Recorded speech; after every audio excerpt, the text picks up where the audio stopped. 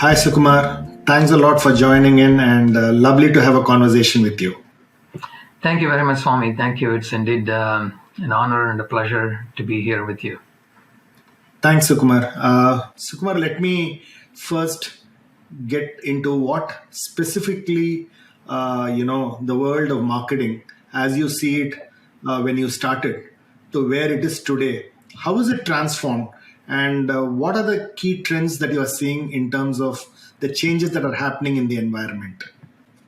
Yeah, I mean, it's marketing is I tell people marketing is one field in the enterprise where they embrace the technology faster than any other fields in the enterprises, right? So because this is the one that's actually driving the top line for the companies.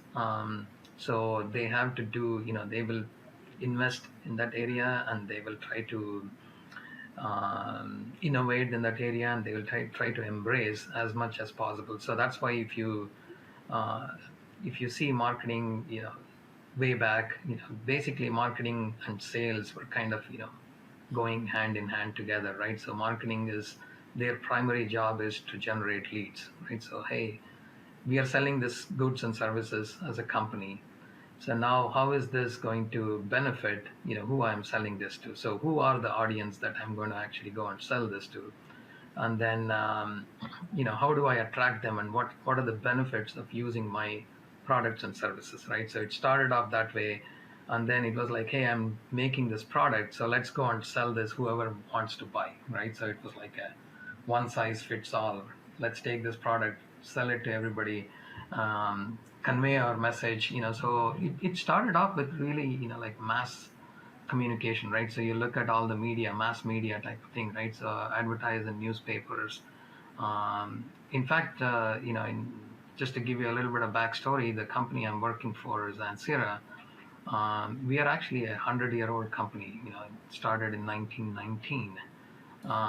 Primarily, when the company was started, it was all about, the advertisements were placed in the newspapers, and then the company was trying to go and say, hey, this ad is actually placed in the newspaper, and it's complying with all the standards, right? So it started off that way, right? So making sure that when they say an ad is placed in the newspaper.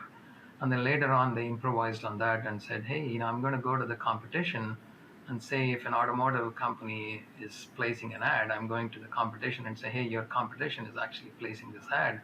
What are you doing about it, right? So then it started improvising.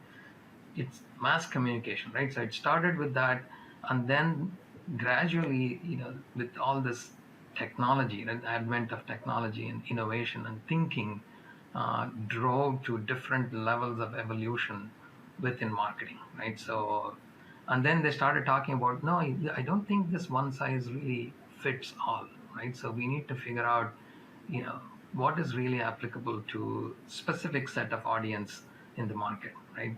So then they were like, okay, let's just try to understand, what this product is and who is the suitable audience and targeted audience segment, that type of thing, right? So then it started with database marketing. So let's collect all this, information about people who are interested in my product, or then people who called, people who went to the store and bought some things.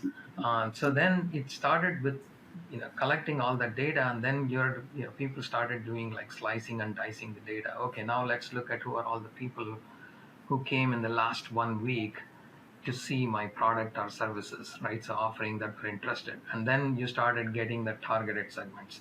Now you say, hey, now I'm going to do more targeted communication to them, which is suitable for them, so we can convert those people. So then that thing got into really like personalization concept in marketing, right? So now where we are today, I mean, just to make the long story short here, from mass communication to the communication of one, right? So a segment of one. So every individual has to be communicated to exactly the needs of what they're looking for at the right timing, right?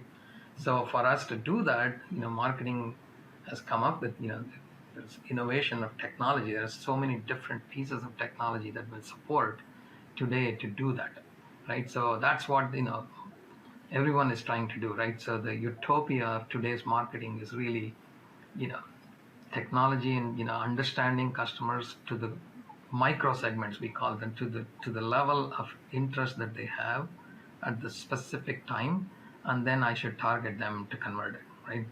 So if you look at a TikTok ad today, TikTok will show a particular product, or a dress or whatever it is, in that short video. But at the same time, there is a phone icon, so there's a call-in number, and then there is a email icon, so you can immediately, hey, I like this dress, so you can immediately call and place an order for that, right? So that's how it has become so personalized to the core, right? So that's the trend we are seeing is, it's just technology is just proliferating and supporting varieties of thinking in terms of personalizing to the core. Great. So, one thing that's always intrigued me, Sukumar, is how come somebody from technology, somebody like you, Yeah. how did you walk into the world of marketing? Because that's a very rare movement, right? So, therefore, how did you get into the world of marketing?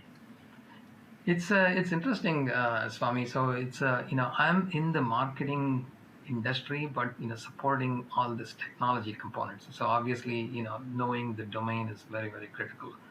Um, I started off way back in 1990s, mid 90s, when I started the work. It was all in the supply chain side. Okay. So I was doing a lot of enterprise backend, forecasting, fulfillment, transportation, logistics, warehouse management systems, those types of things. So essentially, if you look at what it really does, is it helps in controlling the cost of an enterprise, right? So which is, if you look at from a business standpoint, so it is actually you know driving efficiencies and optimization to your bottom line, right?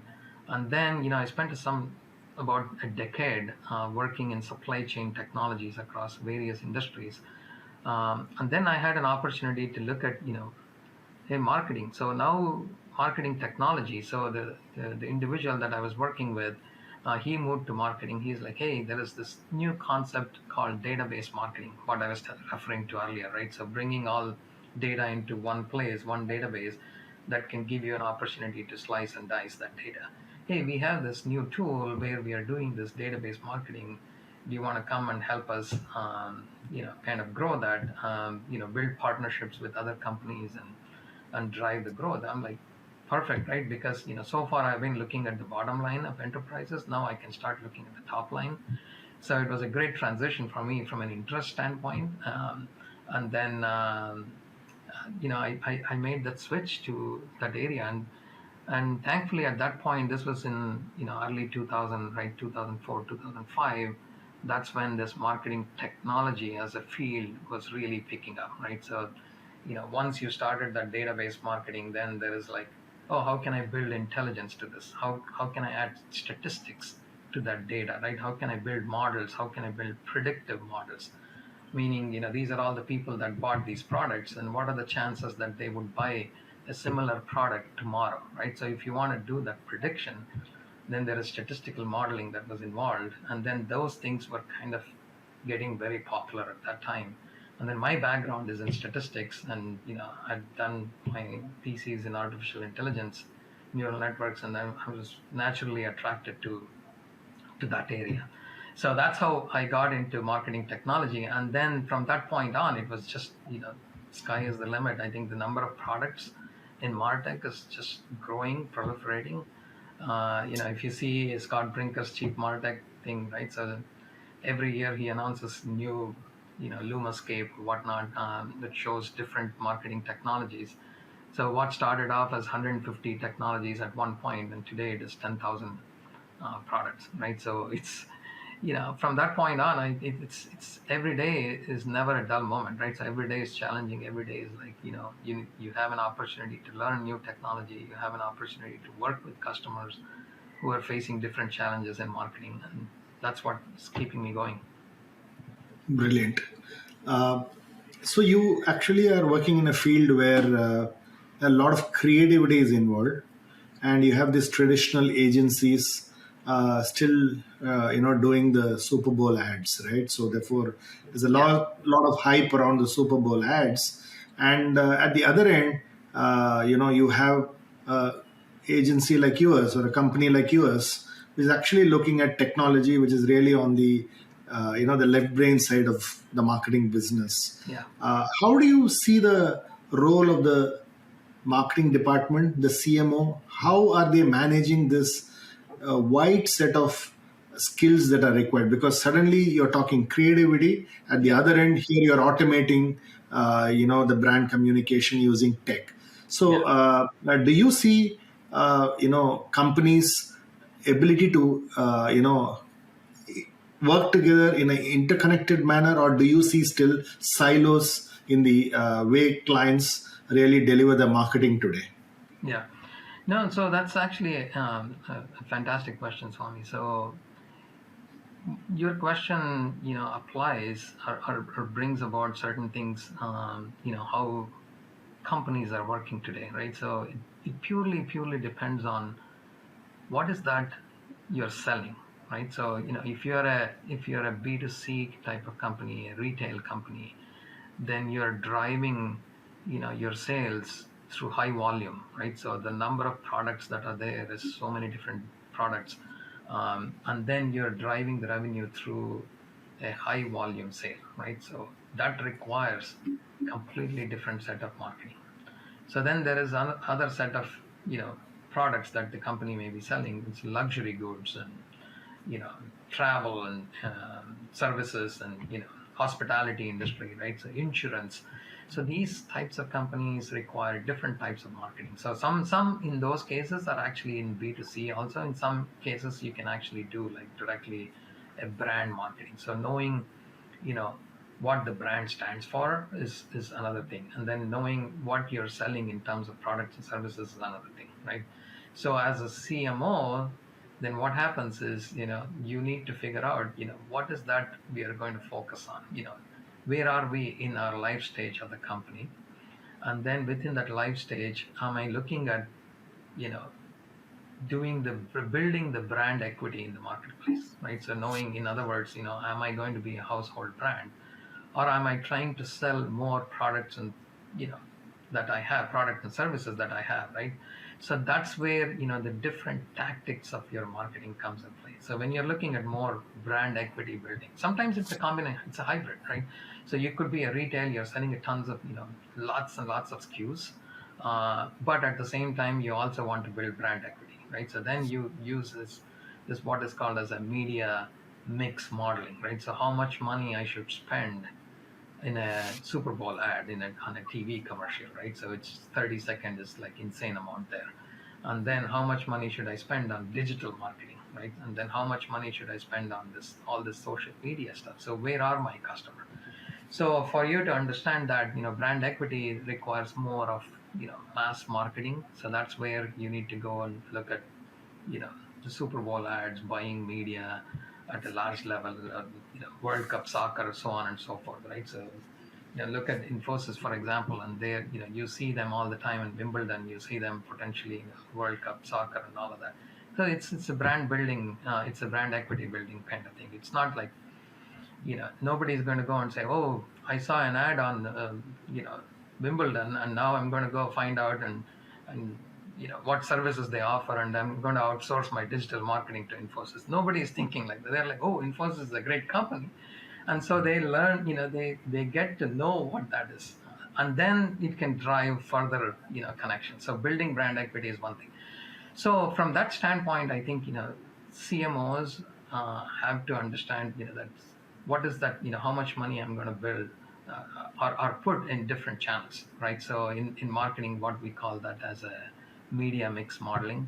So you need to take the total budget and you need to look at how much money is going for brand building, how much money is going for actual product and services sales, right? So and then you figure out where your customers are, and then where you potentially see the best return on advertising spend, right? So they call ROAS.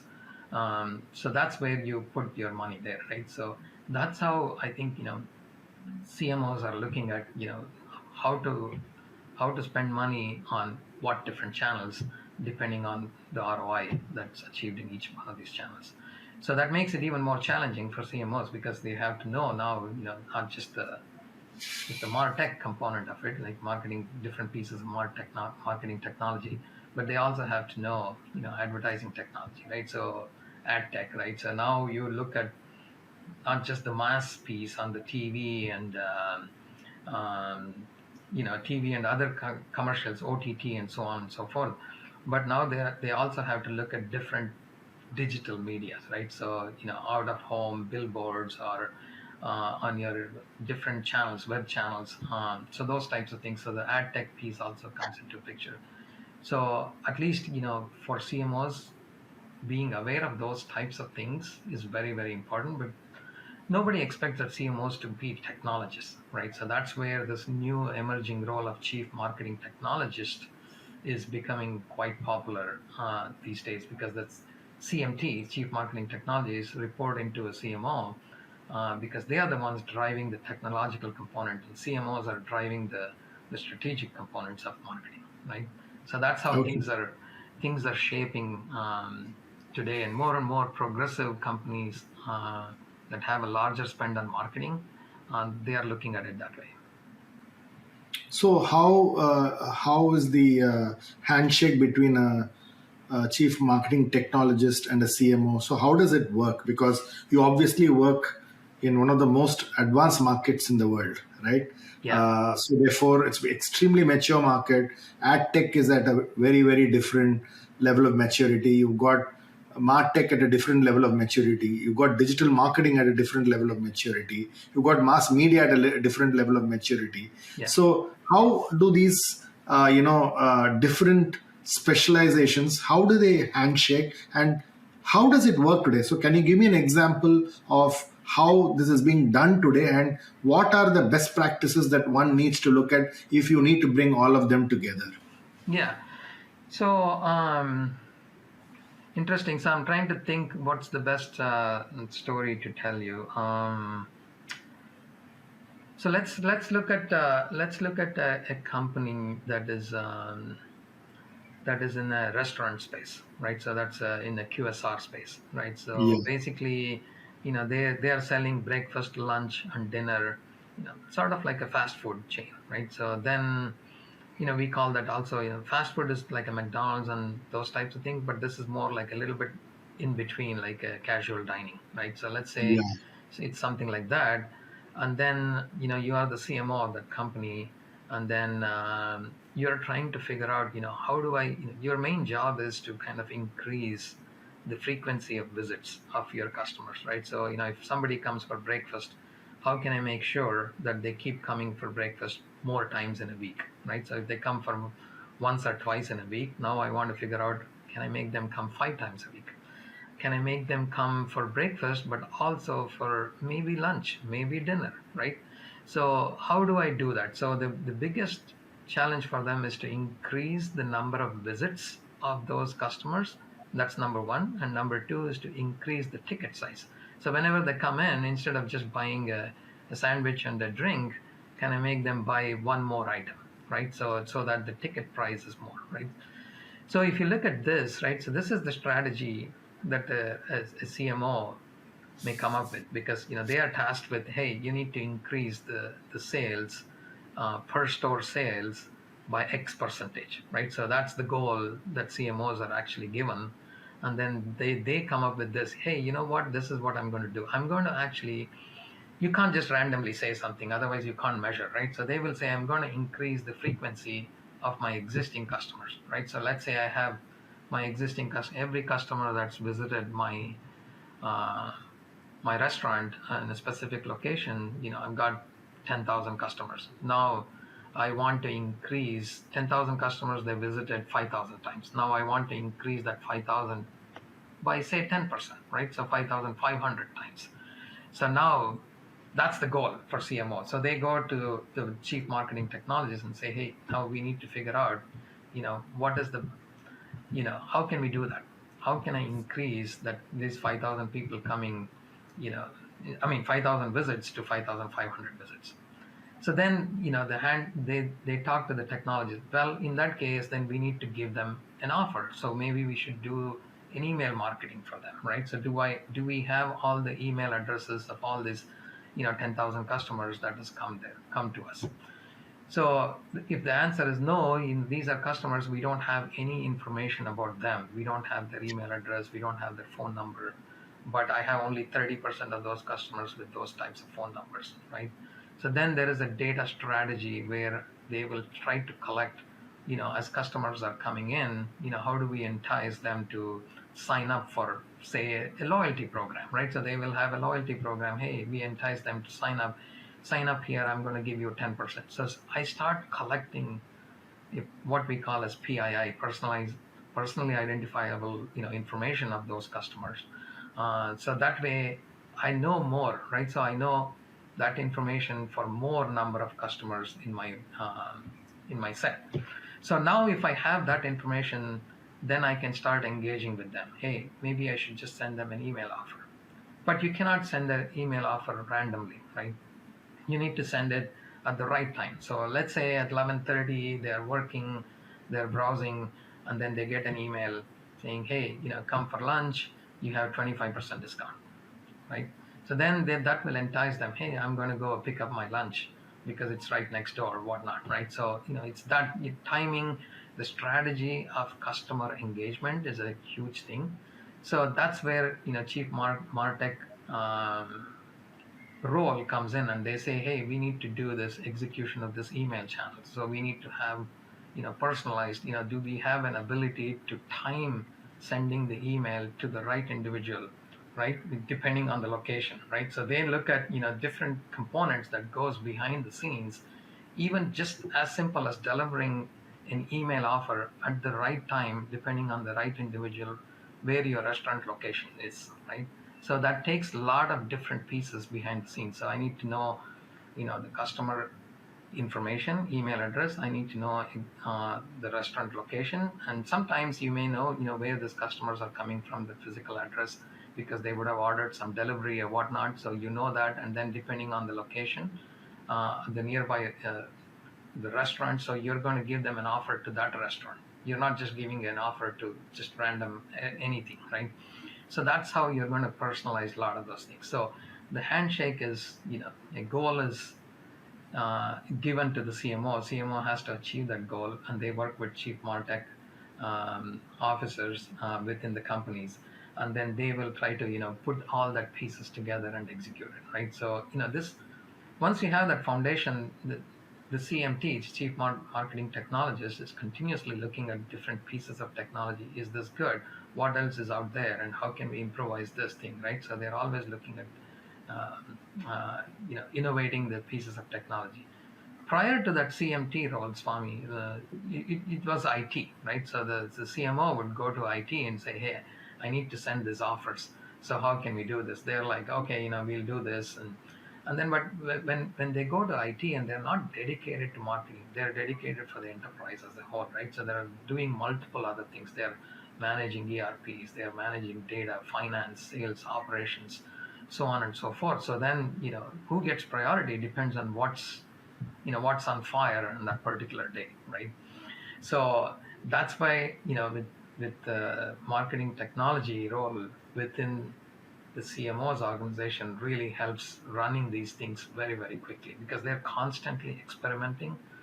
Hey, tomorrow, what happens if we send this different offer, or we send an offer with something else? Then you can try, you can experiment, you can get the results right there, and you can analyze the results and say if it worked, if it didn't work. So if it worked, let's continue to do it. If it didn't work, let's stop this, right? So let's not throw money on the same on things that didn't work before, right? That kind of thing. Great.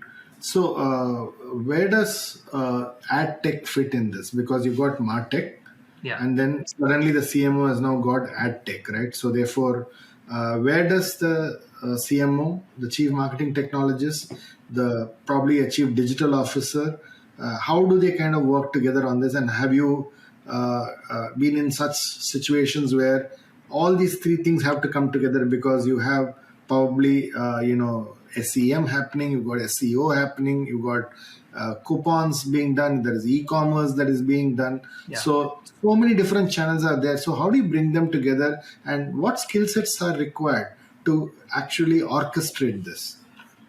Yeah, I mean, it's interesting, right? So, a lot of times companies get a little confused, or they because they have a role, a specific role, they will push that particular role to execute certain functions, which is probably, may or may not be their skill sets, right?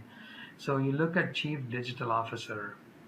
So chief digital officer, in my opinion, is more, a higher level role across the enterprise. It's, they are looking at not just marketing as one function, but they're looking at multiple other functions.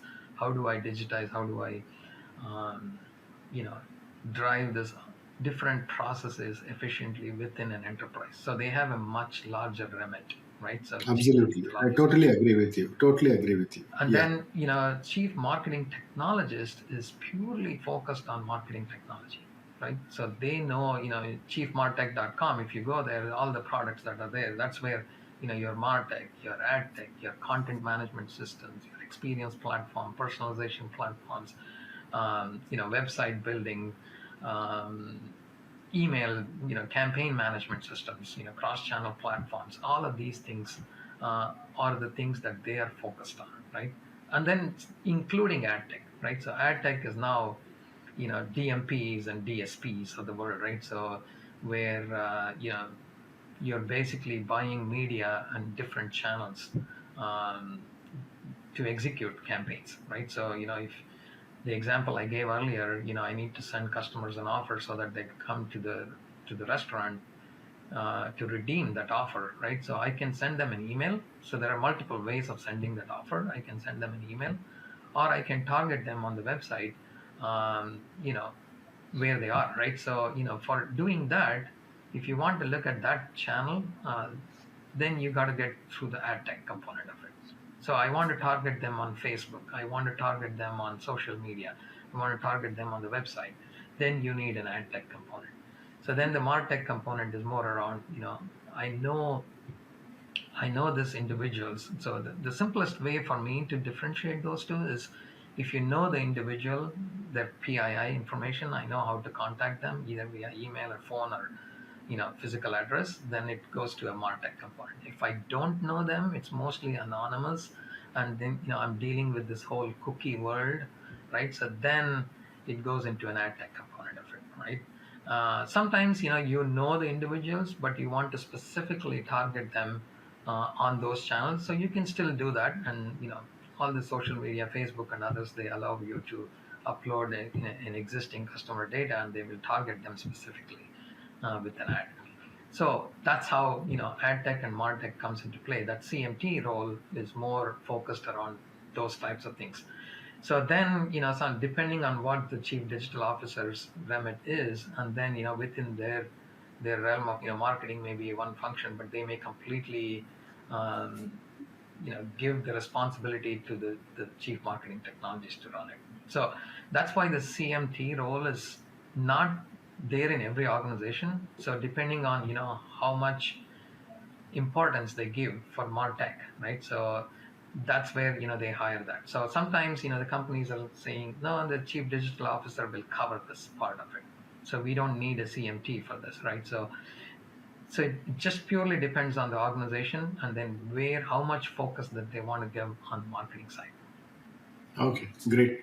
Yeah. So does attribution become a problem, because at one end you have the martech teams trying to push some campaigns, you got the ad tech teams trying to push some campaigns, and me as a consumer or a customer, I'm actually seeing it on the web. I'm seeing a mobile app, code jumping in. Yeah. Suddenly, I would have received an email.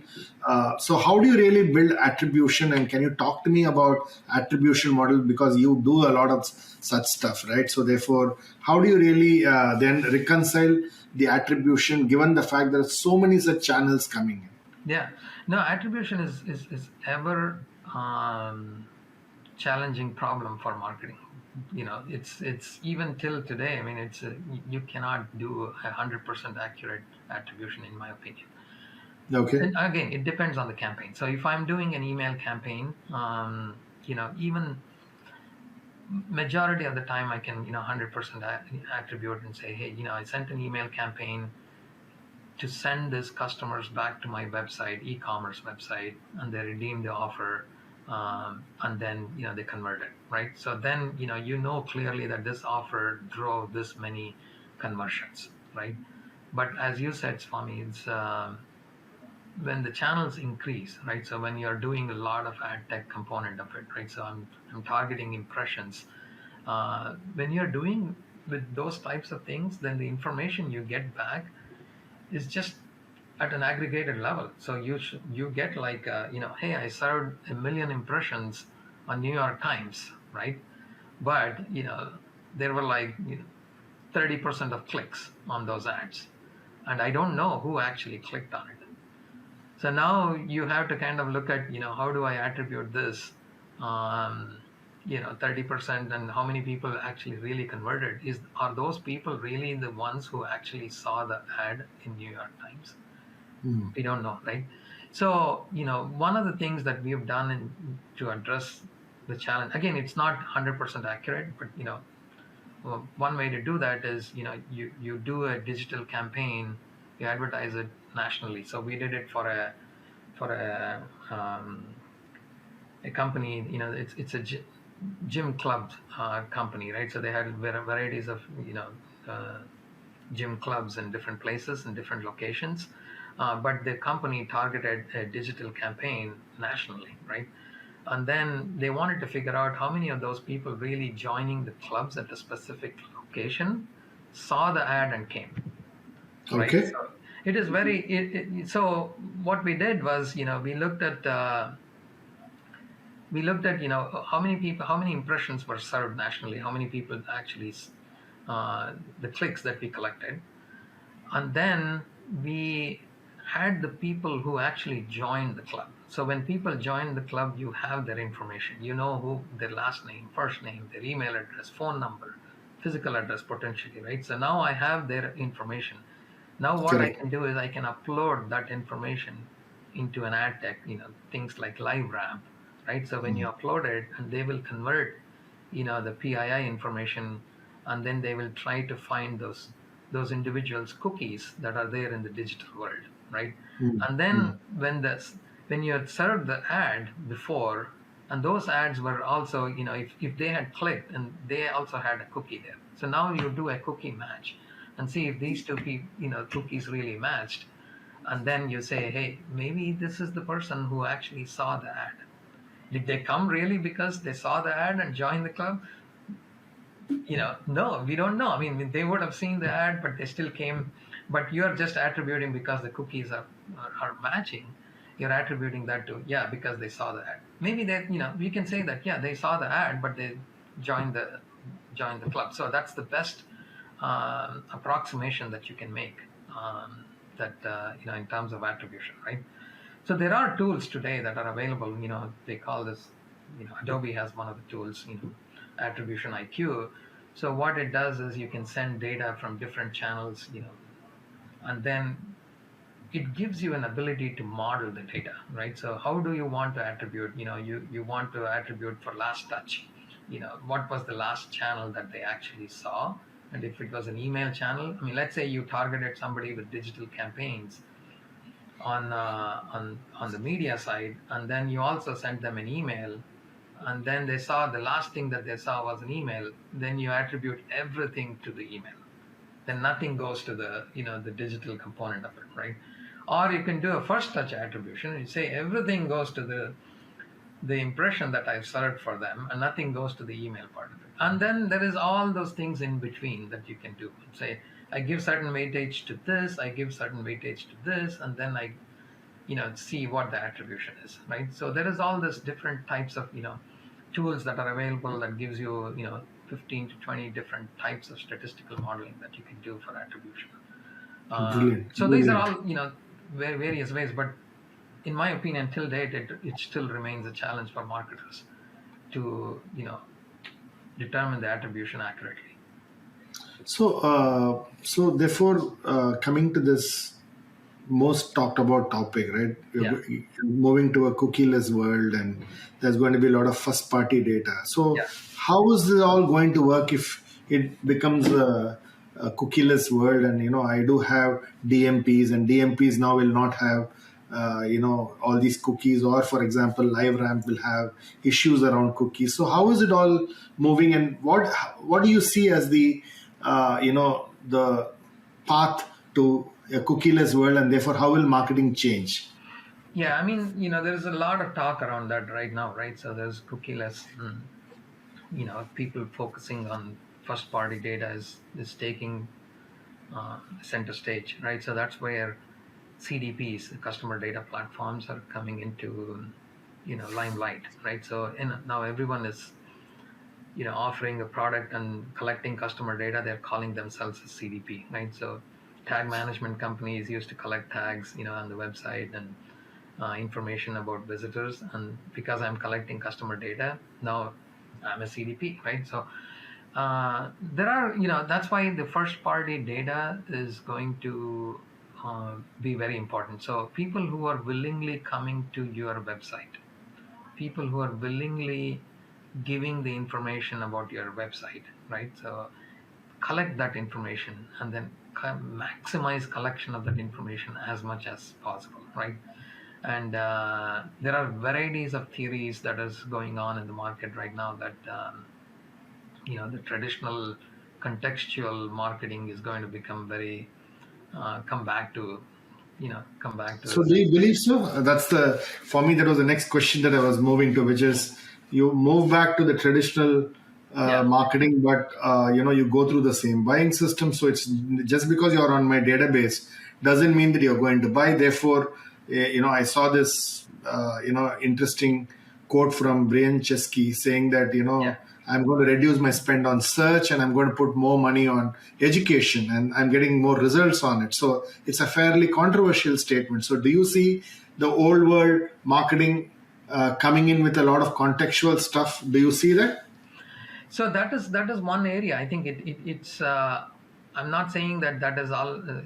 Everything is going to be contextual modeling, but contextual modeling will be a piece of how they are going to actually market. So depending on, again, what industry you're in. If you're in a publication industry, contextual marketing is very, very important. So if you're in a local region in Texas, and you're browsing New York Times, then they will contextually show you the content specific to your local region, right? So that kind of thing. So they clearly know that you're a subscriber from this region, and then I contextualize and personalize, localize those types of information for you.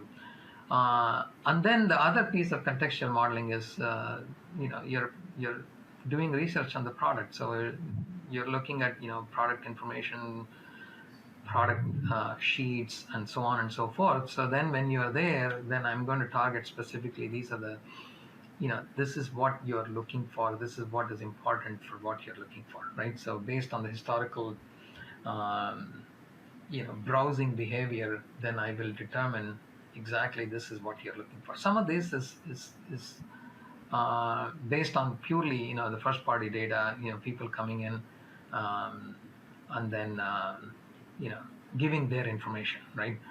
The other piece is also first party cookies, right? So now you go to the websites, and everywhere they'll say, oh, cookie consent, right? So you have to Mm. consent that your cookie is being collected, right?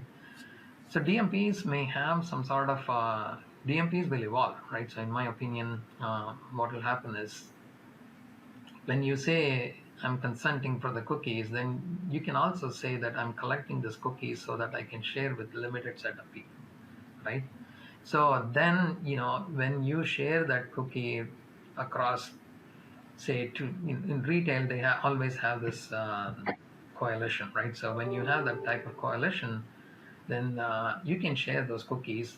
And then, from one industry or one company to the other company website, when you go, then, if they are actually using the same DMP, then you have an opportunity to kind of, you know, cross target them on different websites. What they are doing today, you can continue to do it tomorrow as well, but there are with some limitations, right? So number one is you have to accept the cookies that can be shared with others. And number two is there should be a coalition between different companies. Number three is that same DMP that is collecting the cookies is being used by other companies too, right? So with all of these things, those become the selling factors for DMPs and DSPs to go and, hey, look, I've got, I'm a part of this coalition. So when you sign me up, then you'll be able to cross target your customers across multiple areas.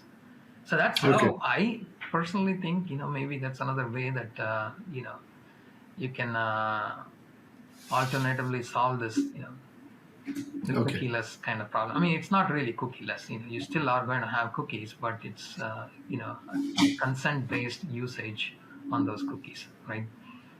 Contextual marketing will become, a part of that.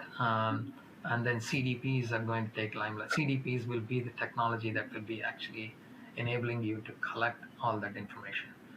And then So, there's this whole notion of zero-party data also, where um, zero-party data is where, customers are giving the information voluntarily, right? So, like when you go to the website, so you see a little quiz. Hey, are you interested in this item? Uh, Say if it's a vitamin website, and you're like, oh, do you want vitamins for this? Do you want vitamin D? Do you want vitamin B? So based on the questions that you answer, then we collect all that information, and then we personalize, specific product and communication to you, right? So that zero party data is also going to become extremely critical in this cookieless world. okay. So you are somebody, Sukumar, who actually have done a lot of digital transformation, right?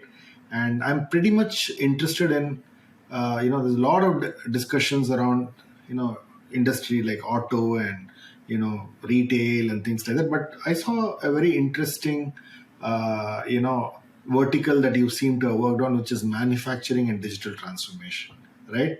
And how is the whole world of digital transformation, if you really want to get it right, okay, what would you recommend as best practices looking at digital transformation? How do you really build this within the organization, and uh, how do you ensure that the bottlenecks or the collaboration, how does it happen? So what would you think you have seen work very well, and can you talk to me about it? Yeah, it's there are a lot of pieces to that, Swami. So when you talk about digital transformation, there is like, everyone talks about the term. You know, they use fairly loosely for, hey, I'm implementing a new software tool. So then we say the company is going through a huge digital transformation, right? Company is implementing a procurement tool, and then, oh, they're going through a whole digital transformation. Maybe not, right? So it's not just, I'm implementing a new tool and that's digital transformation. But it's more around, enabling the process. So you need to basically look at it as an enterprise. What are some of the critical processes uh, that will drive an enterprise behavior? Now these days, customer centricity is so ingrained in every company. So they look at customer as in the center, and they build the processes around the customer, right? So for example, who am I selling this product to, right? So I need to understand the customer. So I need to know exactly what they are looking for.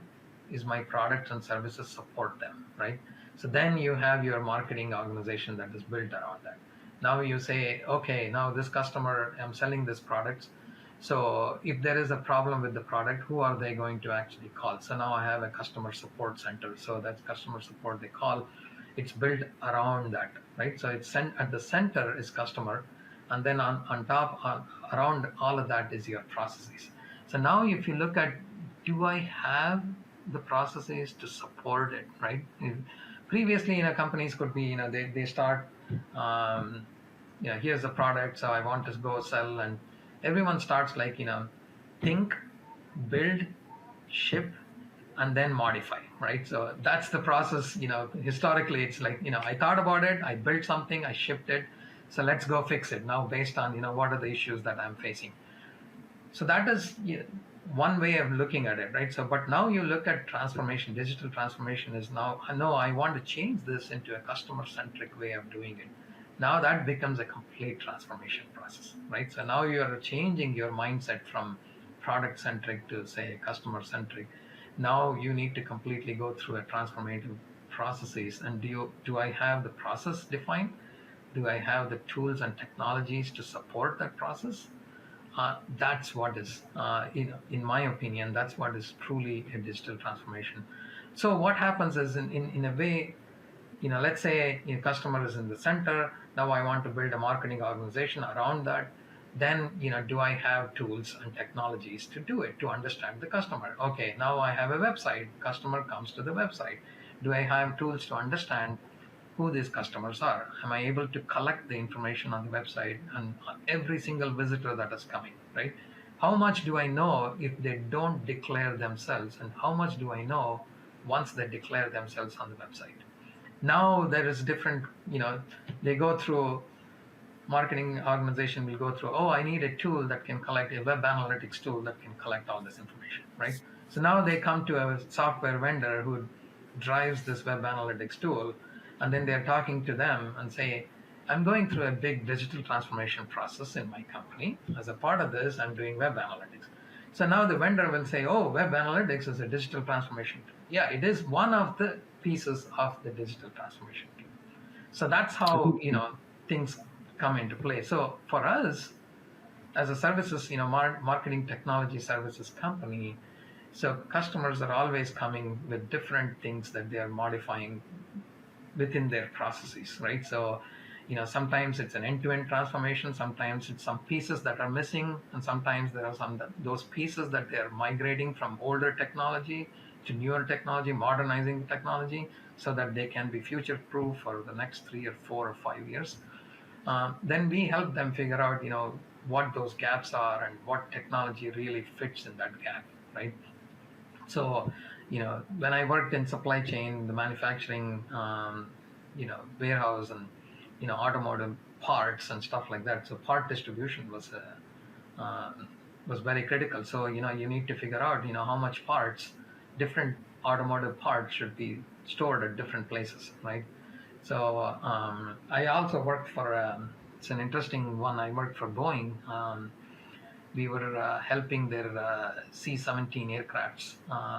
For C-17 aircrafts, where they have varieties of parts, how much of different parts should be stored at different, Air Force bases, right?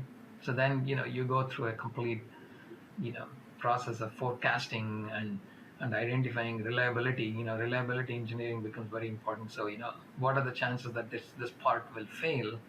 And what are the chances that I need to have that part available in that location, right?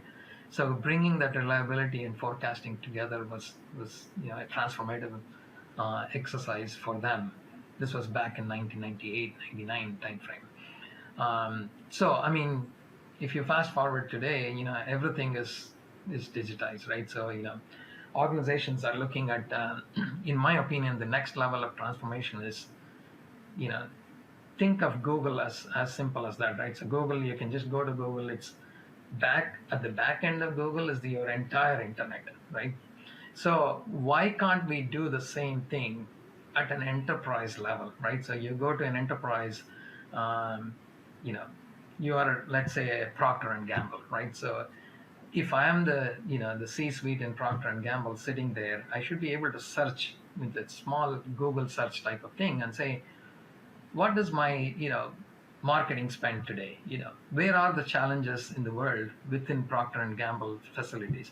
Where are the rejects happening on the parts that I'm shipping to, on the products that I'm shipping to different locations? So I should be able to just do that search and then figure out, or get all the answers, right? So it should be that simple. I think that's where the next level of digital transformation is going to take place. Brilliant example. I think it's a beautiful way of saying that, how the Google example and the analogy to a company is a brilliant way of looking at it. And then you have, I would call it slices of stacks sitting underneath it to solve the the search that you are having in as Yeah. for the organization. No, That's really how. and one thing I want to add there, Swami, is it's it looks big, right? So that's where we need to think big that way. That's the end state that I want to achieve. But you can start small with I'll do a Google search to just figure out a factory issues, right? And if it is a factory situation, I want to figure out is are all the products are shipped on time, right? So now if somebody wants to do that, right, at this is what I call democratizing the data across everyone in the organization, right? So if you want to know that information, what do you do today? So you go to that factory, you call that divisional manager. Divisional manager will say, I don't know, let me call the factory manager. So the factory manager will say, oh, I don't know, I need to call the foreman of that the quality department, and then they will go log into a system and they will bring a report. Or they may have much more advanced organizations will have a reporting, a BI type of reporting. Somebody can log into that BI and you can look at it. So essentially now that is in one set of tools. Now if you want to figure out how did my campaigns perform last week, now you got to get into a different set of marketing technology tool to figure out that thing. But instead, if you had a Google search which can give you how is my marketing campaign, so you're doing the search in only one place and it just gives you at the back end, it's connected, right? So start with one thing. Start with maybe just the factory quality problems, or start with marketing campaign problems. Connect that to your front end, and then you start connecting other tools to the front end, and then create that nice interface where you can ask the question, you get the answers back. And that's where this is exactly the things where Web3 technologies are coming in, right? So Web3 is not just blockchain. Web3 is not just decentralized ledger, but it's more edge computing. It's more AI ML. It's cloud computing. It's all of this collective terms is what I call as Web3. It's read, write, interact on the web. That piece of technology is where you're going to get you can achieve these types of things there. Brilliant. Yeah. So you do integrated loyalty in Ansira. Yeah. So how do you define integrated loyalty? Because I found that to be a very interesting term. And why did you call it integrated loyalty? And what's the value proposition? No, it's a great question. I mean, I've seen like varieties of questions on this topic. Some people say integrated loyalty is a loyalty program, right? So like how we see in different cases. Some people think integrated loyalty is a software application, but it's actually none of those two things. So integrated loyalty, what we call, is much more than loyalty, right? Much more than loyalty program. Sorry, I would say. So if you look at just loyalty as a whole, right? So loyalty means what, right? So loyalty means I like a particular company, a particular product that belongs to a particular company, and every time I think about that, I think about that product, I think about that company. Apple is a great example, right? You may or may not have Apple, but there are a lot of people, they know the company, and then the next set of things, customers are very loyal. So whatever you're thinking, it's driving their affinity to that brand, right? So that's what we call loyalty. How can we drive customers' affinity to the brand, right? Even if they are not thinking about the product, right? So normally when customers are thinking about the product, when they are in a buying cycle, you want to buy something, then you're doing a research, and then, hey, join this loyalty program and you will get this benefits, right? So people will join the program. So, but what happened there? They are in the buying cycle. But what we say is, even if they are not in the buying cycle, how can they be thinking about you all the time? So we go beyond loyalty program. So what it means is, it means knowing the customer well. So meaning, we do a lot of data, CDP, data consolidation, knowing your customers, all the things that we talked about earlier. Knowing, that's creating that foundation of knowing the customer is consolidation of data, building CDP platforms, driving that first party intent, knowledge, and all of that. And then the second piece is, now how do I drive analytics, and how do I drive insights from that data, right? So now that I have all of this data, then I need to know, what are the insights I can derive from that. So then we can say, hey, 30% of this customers that I've collected are interested in this, or they are willing to take this kind of action. Now, the third thing is, continuously engaging with them with some content, whether you're delivering email, whether you're meeting them at the right time on social media or SMS or push on the mobile side. Uh, you're communicating with them, and you're communicating with compelling content, right? So there is that creative and copywriting and engaging them with the right content, right? So now when you do all of this, they're always, the brand is always on the top of customers' mind, whether they are in buying cycle or not, right? So they're always, oh, they sent me an interesting information about this product, so I know about this company all the time, right? So that's how we look at integrated loyalty. So it's a suite or slate of services that we offer as a part of this integrated loyalty that includes data services, that include martech services, that include creative services, print, strategy. So all of this analytics, reporting, data science, those types of things, all of this comprehensively we offer that. And then of course we also do specifically loyalty program as well, right? So identifying what's the right loyalty program for the right business. Different businesses have different types of programs. We design that program, we help them select the right technology, and we implement that program. Brilliant, brilliant. And so, therefore, if you look at Ansira as a company, Yeah. so would you compete with an Ogilvy? Would you compete with a Wunderman Thompson? Would you compete with an Omnicom? So, where do you see your niche, and where do you see your? So, do you coexist with other agencies? Because they also seem to be buying similar companies, right? So you had, Axiom being bought by IPG, right? Yeah. So therefore, so do you coexist, and therefore, what's your value proposition, and therefore, what's your calling card that makes a big difference vis-a-vis these giants? Yeah. So, we have like I said, we have slate of services. Integrated loyalty is one part of it. But overall, we basically we empower companies across, retail, automotive, tech, other things, and then we also have a suite of products that we support, the ecosystems, right? So, for example, uh, companies that sell through agents and dealers and retailers. It could be in the retail, it could be manufacturing, distribution, it could be automotive, right? So automotive, you have tier one, tier two, tier three, right? So we have a set of services that support these things, and then we have a set of services where specifically targeted to automotive, what we call as um, in market activation. So you look at auto dealers, we run the website digital marketing for individual dealers. We run their websites, we run their digital marketing program, whether it's email or media, those types of things. And then we do that at scale. We do that, we've got our own DSP.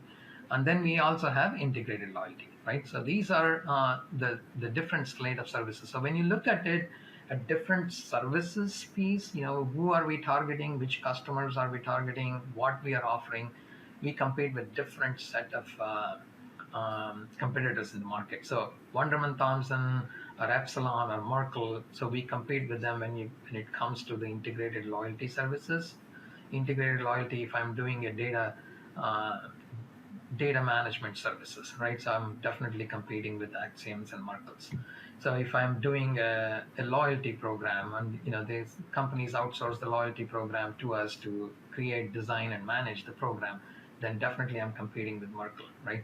So because they also have a product, they also have a loyalty services, and so on. And then there are all these emerging players who are up and comers that we always compete. Sometimes this company we've not heard of, and they are competing with us. And sometimes, in a large retainer based, companies are thinking of outsourcing for larger than 12 months, 12, 24, 36 months. Then we are competing with traditional BPOs, like Cognizants of the world, Wipros of the world, right? So those types of things, because they are building services skill sets in Martech and all of that. So we compete with them. So our niche is really, we provide end-to-end services. Companies want turnkey, so we are a very, very good competitive alternative for them. And then we also do very specific, as I said, in integrated loyalty. If somebody wants just analytics services, we just do analytics. We go and do reporting. Somebody wants just data consolidation, we do that. So they don't have to sign us up for end-to-end turnkey type of thing. So we go and do pointed solutions as well, and we do that, in full service, self-service, or hybrid, in any kind of mode. And so being really flexible, I think, we are marketing technology and services company that is flexible and nimble.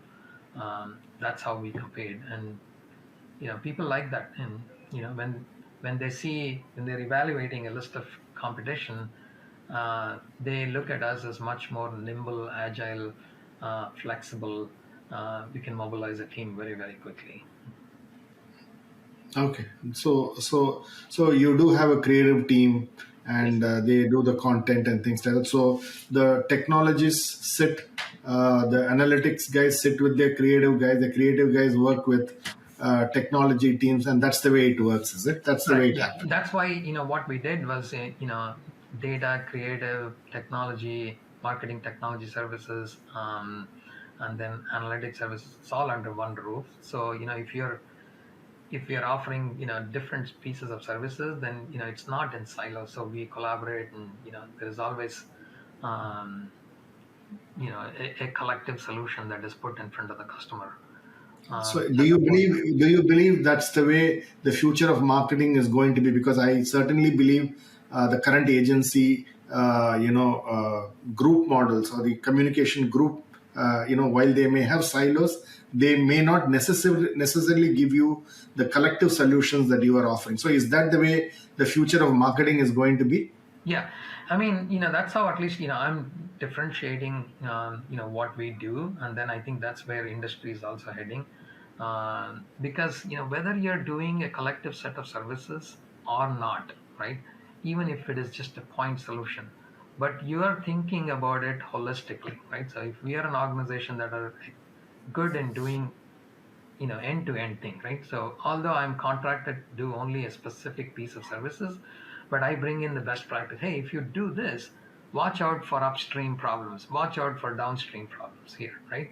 So giving that information is so helpful for the clients, versus, if you're a technology company, they hire you to, let's say, implement, an email product, right? ESP, and then you come in, you install, you go, and then, all the other things, that data that is feeding into ESP, and the data that is getting extracted from ESP, how are you reporting it, and what kind of information is collected, all of that is never thought about, right? So because this SI's job is to just come in, implement technology, do some UAT testing, sign off, and go, right? So what we say is, although we may just do exactly the same thing, but we will think about all the things that is required for upstream data, and also for downstream processes. So, what do you think is the future of Meta? And is metaverse going to be very, very important for marketing? And Yeah. do you guys have a specific set of strategy to integrate it in your integrated loyalty services? See, Meta, um, it's an emerging channel, in my opinion, right? So metaverse is an emerging marketing channel, right? Uh, there are a lot of channels that came before, right? So things like, you know, IBM started this thing, like, what did they call? I think they call Second World or something Yeah, like that. correct. So they had something like that, but that never took off. And Second, again, it technology. was called Second Life, I think. Second Life, yeah, yeah, Second Life, exactly right. Yeah, sorry, I couldn't quite recollect the term.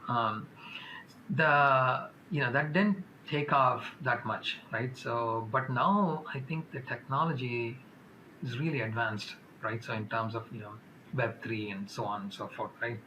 Uh, Clubhouse was one thing. I don't know if you knew, the social Yeah, audio correct. thing, that started. I don't think it really took off that much. Everyone was just by invite only. But in my opinion, Meta is, yet another marketing channel. Not for all businesses, only for certain businesses. And Meta, the way I would split that is, there are three components of Meta. One is the entertainment component, which is basically, the gaming piece and communities and collaboration, that kind of thing. So you could have a metaverse where you can go and join, just do gaming, done, right? The second component is social component within Meta. So where you can create avatars, right? So you can have, like, a Swami avatar and my avatar, both of us log in, and then your avatars are there, and then you can get into a chat box and you know talk to each other, kind of thing, right?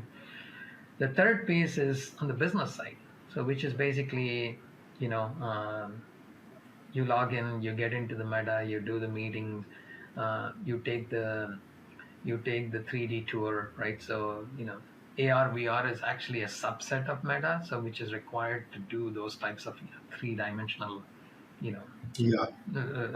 touring, holoportation, those types of things are done through that, conducting business and meetings and so on and so forth. It's going to take off in certain areas, like one of the clients that we are working with, they're experimenting on that, and it's in the entertainment side. How many times you and I will sit down and say, I want to go to this resort, right? But if only I knew how it looks inside, what's what are the different things that are there, what are the services that are there. Sometimes you're like, I want to go to this place, but I want to go inside, I want to turn right and see where it is. Or you're going for, completely, you're traveling to a different place, you're visiting your client, you want to understand they are in downtown, where is the parking, right? So then if you have a Meta, have a 3D, you can go in there and you can take a tour of all of that. Oh, parking is here, oh, this thing is there. You can see those types of things. I'm just using that as a my own No, it's a layman brilliant, it's example. a brilliant example. So what you're really saying is, imagine I was a travel aggregator. I Exactly. can actually think metaverse is my next level of just photographs being around. Metaverse could be the next level of interaction as far as my customers are concerned, because I'm able to see the resort, I'm able to see the services, and therefore it's just not photographs as you see it today, but it's real life experience where AI, AR, VR is all integrated into the experience, and then you go and book the resort. That's really where you see the metaverse, really getting some traction, and then adoption then will start to raise. Correct. That's Yeah. really what. Yeah. I mean, that's where, that's one place where I see it's in the use case standpoint, right? So that's very, very quickly, people can understand and comprehend why it is useful. Because we all think about, I want to know what is there before I get there, right? Then when you get that real, virtual tour of that, then you're like, oh, I really like that. I want to go there, and so you sign up. And then the other things, that follows that is, you can take that to marketing, varieties of, martech kind of thing, right? So take, for example, loyalty. Customers are, you want to take them through an experience. Here's the product that we are selling, and when you use this product, these are the benefits you can see. Then they can get like a virtual tour of that, and then if you take this tour, I'm going to add 1,000 loyalty points for you, right? So they're training, right? So in a B2B kind of training component, we do a lot of B2B loyalty also for, like, you know heating and air conditioning companies. There, where you have technicians actually going and installing in the individual houses. Then they go through a metaverse and they, take the training, and then we give them loyalty points, right? So then clearly what is being done. So that kind of thing, and then add on top of that the blockchain component with NFTs and stuff like that, right? So I was talking about the entertainment piece, collaboration where two different people are coming, and then you can share, if you have an NFT, you have a digital art, you can share, hey, I got this art, you want to buy it, we want to exchange. So then you can swap. So it gives you the authenticity to what you're exchanging and what you're sharing and what you're selling, right? versus if it is some sort of other currency, then you don't know, it's real, not real. I mean, first of all, you're an artificial world, and then you don't know what is real. So what you're doing with the blockchain is you're making the authenticity exchange real in a virtual world. Okay, that's great. Yeah. So I'm pretty much coming to the end of our conversation, and I want to focus on a couple of things, Sukumar. Hmm. If I were in the marketing department starting, or if I'm in my mid-career kind of position, what are the skill sets that you believe are going to give me the competitive edge, and what should I be skilling myself with to be future proof, given such technological changes that are happening and how you are seeing marketing change from an advanced market like the US? What skill sets do you believe marketers across the globe need to have, and what do you think is completely non-negotiable? Non-negotiable, right? So yeah, no, I think I always answer that question, much more philosophically versus, a technical skill set type of thing, right? So I'm not going to say, oh, you have to be a Salesforce certificate, you have to know metaverse, you have to know blockchain. Yeah, those are, technological components, but primarily what you should know is really, individuals with an extensive level of curiosity. Curiosity is what is important. I mean, curiosity, what I define by that is, if they hear something about metaverse, if they read, I mean, these days, youngsters, mid-career, uh, experienced people alike, right, across the board, um, you know, eh, you're seeing different things. You're seeing different, hey, metaverse is coming in this space. Then you can read that information, you can leave that alone, or you can dig deeper and get curious and how is this thing really going to work, right? What are the different things that are actually available in order to make this work, right? So if you are a curiously minded individual, I mean, especially for people who are starting the career, this is what I tell my daughter: just don't worry about all the things that you're doing, just be curious and ask questions, try to dig deeper and learn more, right? Then as you start learning more, then you will be able to say, oh, I read something about metaverse here. Oh, I read something about blockchain here. So I read something about here. Then you will have that mindset to connect the dots. When you have the mindset to connect the dots, that skill set, that strategic thinking skill set is what helps you driving the organization forward. And then you have this next level of skills where you're saying, oh, I want to build this, blockchain enabled database. Then you go hire a set of blockchain related skill sets, right? So it's you can learn on, if you're curious enough, then you can be expert in creating, distributed ledger, and you can learn something, how to do metaverse on a Roblox platform, right? So that kind of thing, you can learn those types of things. And then comes the technical skill sets, and then you focus on exactly what you're interested, what is in high demand, and then you learn that. But you should know fundamentally, these are all the different pieces of, domain knowledge is so important, right? So knowing marketing as a domain is extremely critical, and being very, very curious about, how different things work in that domain is important. And then the third thing is all your different components of technology skill sets. So, curiosity in my mind is completely non-negotiable. You have to be curious, otherwise you will not be able to. Curiosity and connecting the dots across different things, because every day you're hearing different things, and then innovation really happens from one industry, cross industries, right? So if you worked in automotive, how can I bring this into retail? If I worked in retail, how can I bring this into technology company? I think there was an example where Microsoft had hired this guy who came from a retail background, right? So what does that got to do with the software company? A lot of people ask that question. No, but he came from retail. He knew exactly how to distribute the products, and he helped actually Microsoft shrink wrap all their Office products and distribute and sell at individual retailers, right? So you think it's cross-industry innovation is also extremely important. So the more you work across different industries with that mindset, you'll be able to connect all the dots. Brilliant. I think it was one of the best answers I've ever got on how one should be prepared for the marketing of tomorrow. Yeah. What are the books that you think have inspired you over years in technology, martech, marketing, which you believe can be good, anchors for people to learn things? While there is web, of course, but which kind of books have kind of given you a good, faster of the starting block kind of a thing? Yeah.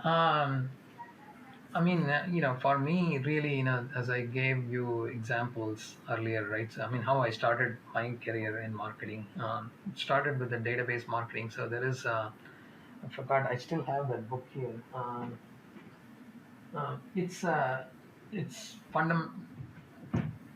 It's actually this one here. Sorry, I'm Right. strategic database marketing by Arthur Hughes, right? So this is an old Okay. book. This is 2000. It's actually in 1995. It was originally 1995, and there's various reprints that are actually available.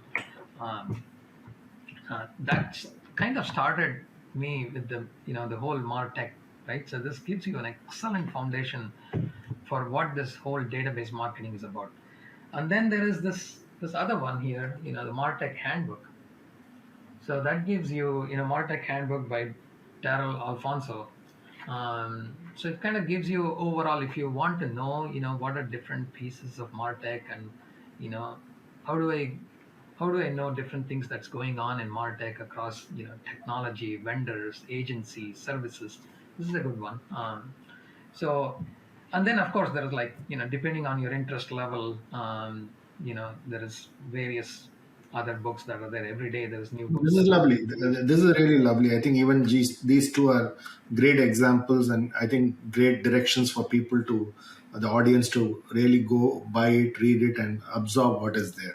Yeah. Uh, who's your hero in your own field, who you look up to and say, hey, I'm actually inspired by this person, and can you talk about why that person inspired you, and therefore that's something that you believe has been a key driver to whatever you are doing today with passion and purpose.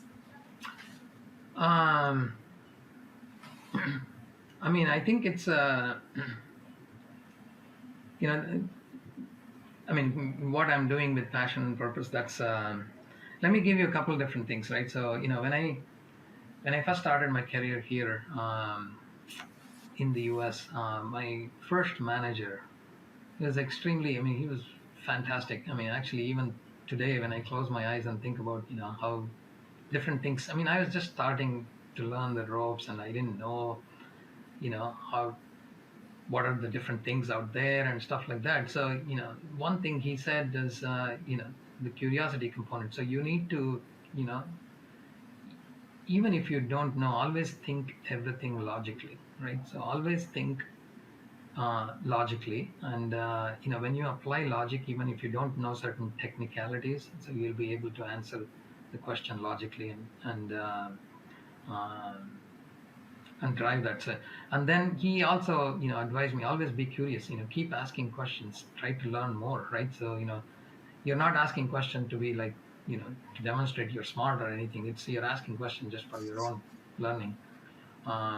So he was a great mentor. I mean, I really, really liked it. I liked him.